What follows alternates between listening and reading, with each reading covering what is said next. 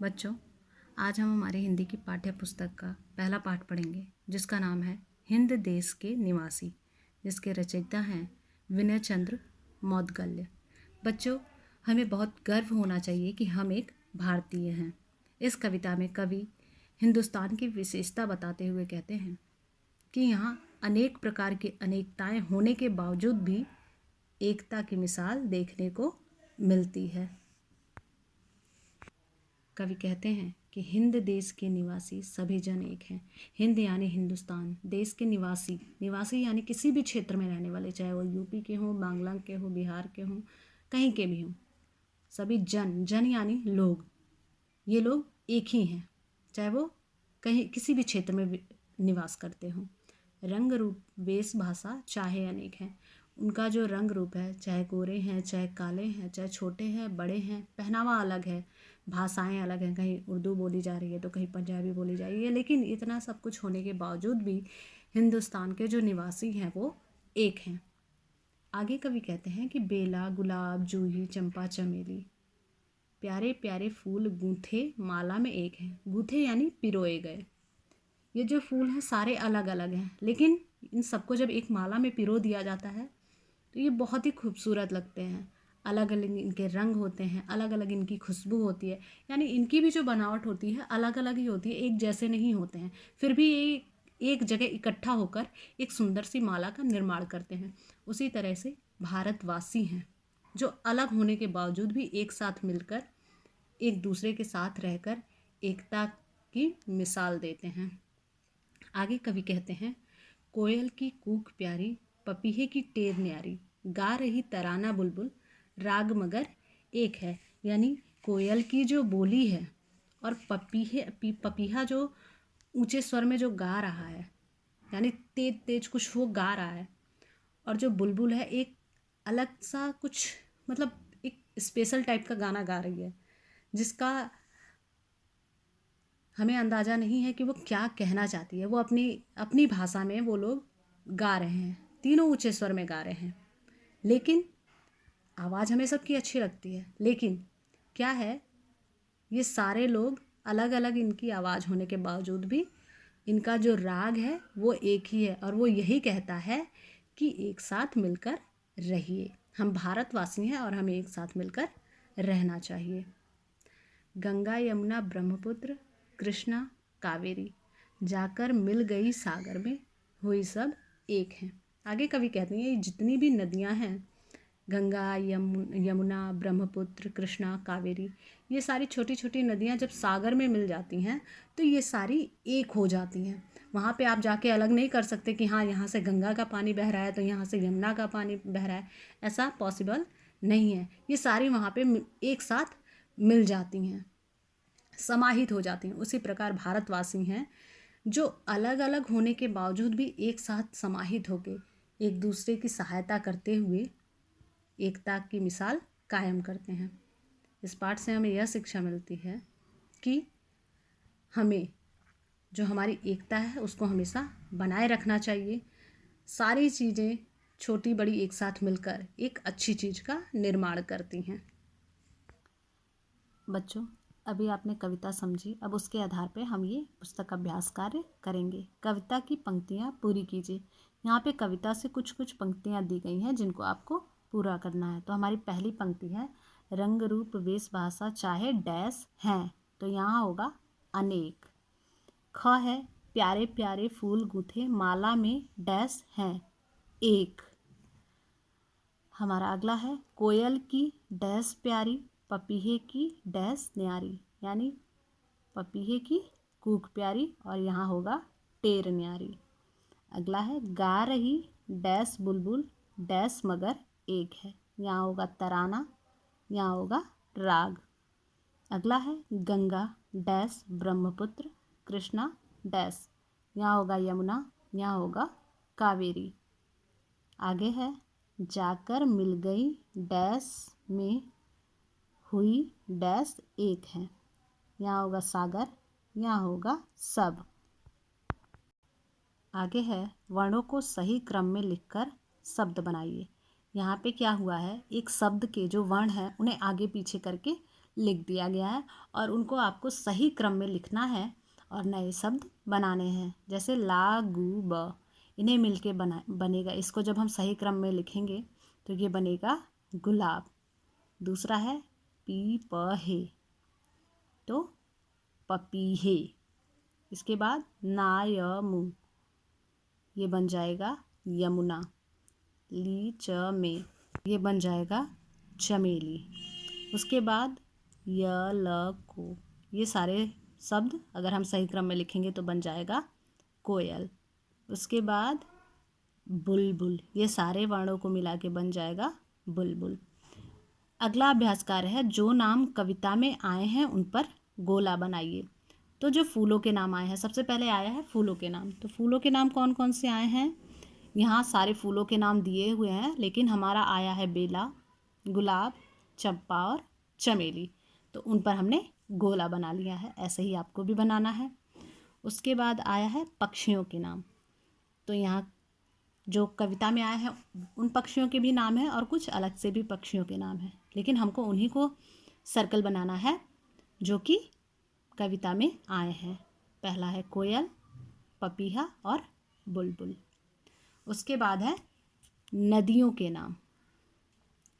तो गंगा, कृष्णा, कावेरी, यमुना और ब्रह्मपुत्र, इन नदियों के नाम हमारी कविता में आए हैं।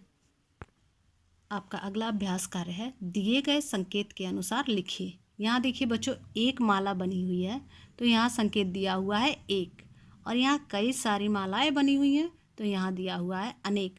उसी प्रकार इन चित्रों में जहाँ एक है वहाँ एक लिखना है, और जहाँ एक से अधिक है वहाँ अनेक लिखना है। तो यहाँ पे एक पत्ता है तो हम यहाँ लिखेंगे एक, और यहाँ पे 1 2 3 4 5 5 पत्ते हैं, हम यहाँ लिखेंगे अनेक। उसके बाद हमारे यहाँ एक चिड़िया है तो हम यहाँ लिखेंगे एक, और यहाँ पे 1 2 3, तो यहाँ जब एक से अधिक चिड़िया हैं तो हम यहाँ लिखेंगे अनेक। उसके बाद बच्चों आपको यहाँ बताया गया है, एक को एक वचन और अनेक को बहुवचन कहते हैं। एक वचन और बहुवचन में प्राणी या वस्तु की संख्या का पता चलता है। हमारा अगला अभ्यास कार्य है, शब्दों के सही रूप से रिक्त स्थानों को भरिए।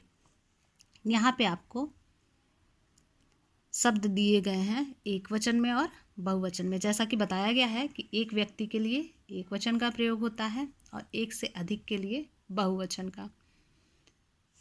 तो आपको पहले भी बताया गया है कि जहाँ है में यदि बिंदी आती है तो वहाँ बहुवचन होता है, और बिंदी नहीं आती है वहाँ एक वचन होता है। जैसे अलमारी में डैश रखे हैं, तो है में यहाँ बिंदी है तो यहाँ बहुवचन हो जाएगा, यानी डिब्बा नहीं होगा, यहाँ डिब्बे होगा, डिब्बे रखे हैं। अगला है मैंने यह डैश पढ़ी है, यहाँ बिंदी नहीं है तो यहाँ केवल पुस्तक, मैंने यह पुस्तक पढ़ी है। ग, मुझे अकबर बीरबल की डैश अच्छी लगती हैं। बच्चों ध्यान से देखिए, यहाँ है में बिंदी है, ठीक है, तो ये भी बहुवचन हो गया, यानी कहानी नहीं कहानियाँ हैं। डैश की सफाई हमारा कर्तव्य है, बगीचे या बगीचा। तो बगीचा भले ही एक वचन है, लेकिन जब हम बगीचा की सफाई लिखते हैं तो हमारा यह वाक्य अशुद्ध प्रतीत होता है, इसलिए हम यहाँ लिखेंगे बगीचे की सफाई करना हमारा कर्तव्य है। उसके बाद है भोजन पर डैश भिनभिना रही हैं। यहाँ भी देखिए है में बिंदी है तो यहाँ बहुवचन होगा। आसान तरीका है पहचानने का, तो मक्खियाँ भिनभिना रही हैं। उसके बाद हमारा अगला अभ्यास कार्य है, राज्यों के नाम को वहाँ बोली जाने वाली भाषा से मिलाइए। बंगाल बांग्ला, गुजरात की भाषा गुजराती, पंजाब की पंजाबी, असम की असमिया, महाराष्ट्र की मराठी। उसके बाद बच्चों आपका ये एक्सरसाइज है, फूलों के चित्रों को पूरा कीजिए और इनमें रंग भरिए तथा इनके नाम भी लिखिए। यहाँ पे जो भी फूल बने हुए हैं आपको यहाँ इनके नाम लिखने हैं यहाँ पर, और इन फूलों को पेंसिल से पहले पूरा करना है। ये डॉट डॉट दिया गया है, बिंदु बिंदु, पहले सारी रेखाएं खींचकर मिलानी है, फूल को पूरा करना है और सारे फूलों में रंग भरना है। बच्चों, ये आपका होमवर्क है।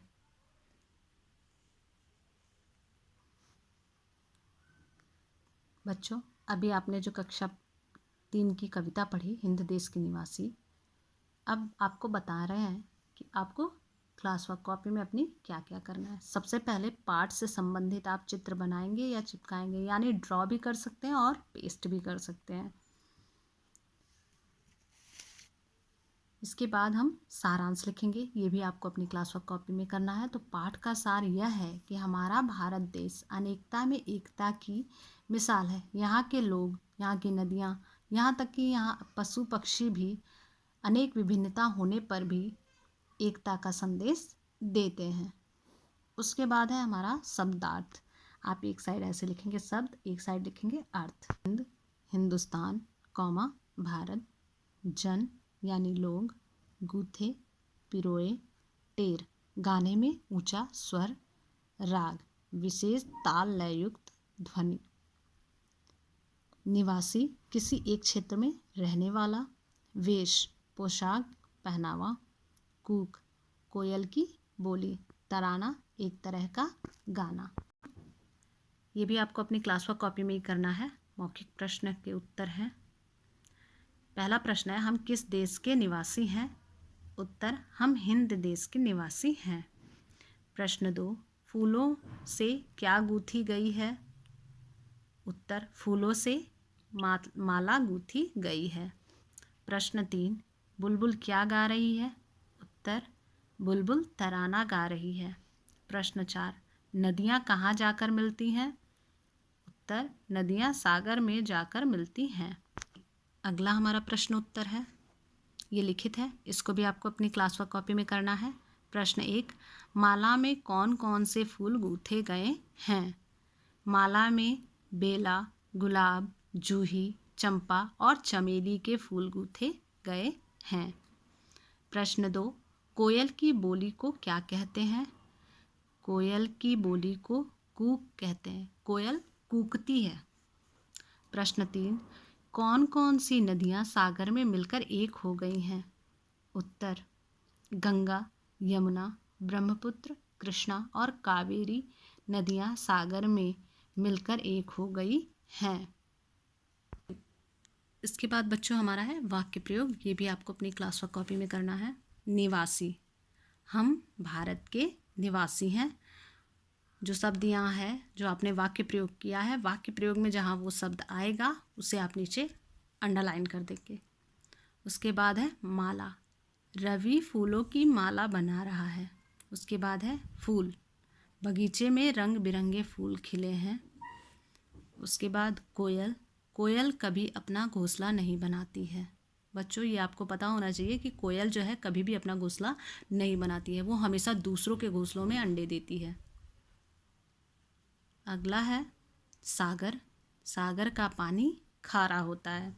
और बच्चों, हमें नमक जो मिलता है वो सागर के ही पानी के द्वारा प्राप्त होता है।